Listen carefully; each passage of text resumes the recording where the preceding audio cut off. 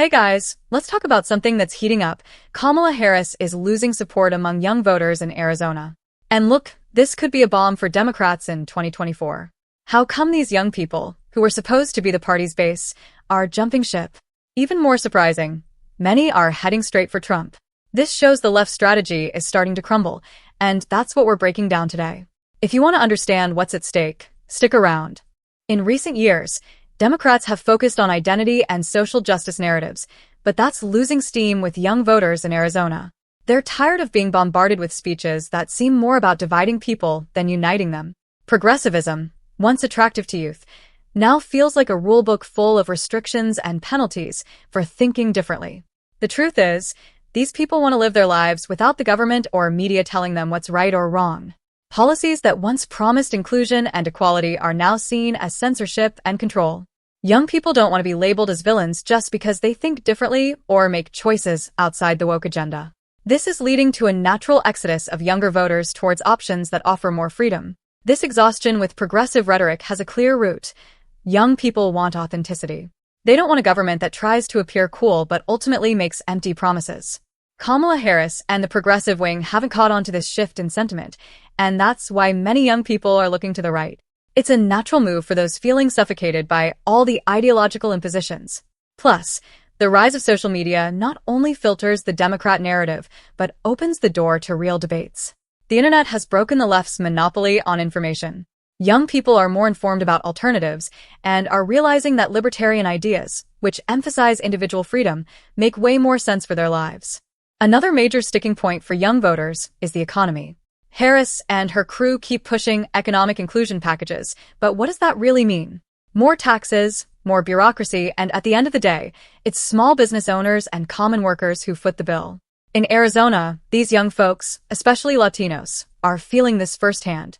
The dream of entrepreneurship, of starting their own business, and achieving financial independence turns into a nightmare with so many regulations and fees. What young people want is the freedom to try, fail, and learn, without the government constantly telling them what they can or can't do. And honestly, who's clearly saying that today? It's not Kamala Harris, but rather the right-wing and libertarian politicians who support the free market.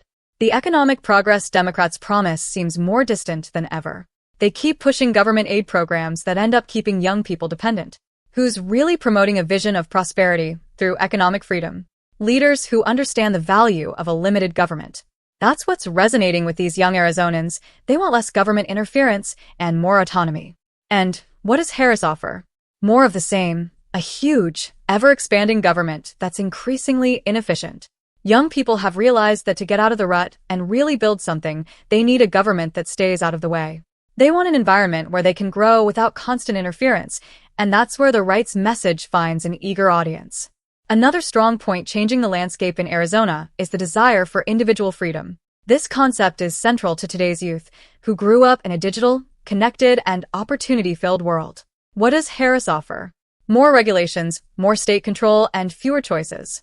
And that simply doesn't jibe with people who want to live unchained.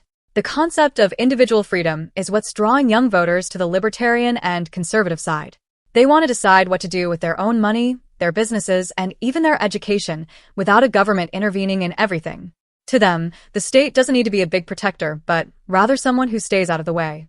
Harris and the Democrats talk a lot about the common good, but they end up limiting individual choices in the name of some supposed collective benefit.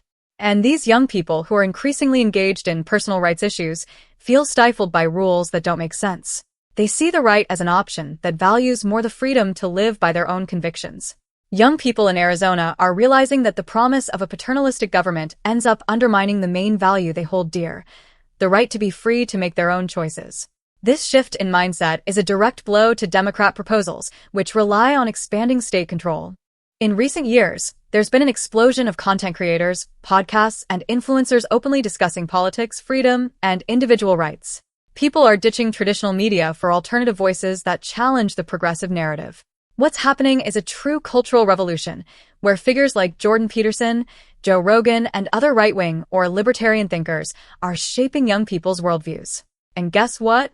These figures speak the youth's language, something Harris and the Democrats seem not to get. While traditional politicians talk down to people, these internet voices connect on an equal level with their followers. And this cultural movement isn't just about politics. It's about life in general.